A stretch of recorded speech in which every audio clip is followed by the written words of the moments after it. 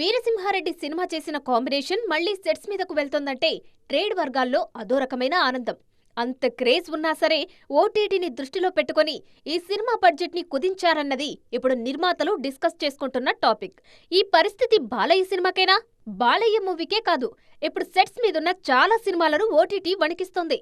వాళ్ళు చెప్పిన టైంకి రిలీజ్ చేస్తేనే ఫుల్ పేమెంట్, 2 సార్లు వాయిదా వేస్తే 10% కట్, అంతకు మించి వాయిదా పడితే మళ్లీ లెక్కలు మారుతున్నాయి. ఓన్లీ రిలీజ్ డేట్ల పరంగానే కాదు, క్వాలిటీ విషయంలోనూ ఇదే పరిస్థితి. సినిమా చూసుకున్నాక అనుకున్నంత బాగా లేకపోతే అసలు కొనేవాళ్లే కరువైపోతున్నారు. చెప్పింది చెప్పినట్టు కొనాలన్నా, డీల్ క్లోజ్ చేయాలన్నా ఓటీటీ సంస్థలు సాటిస్ఫై కావాల్సిందే. అందుకే భారీ సినిమాలను మరింత గ్రాండియర్గా తీయడానికి వెనుకాడడం లేదు, క్వాలిటీ విషయంలో రాజీ పడడం లేదు.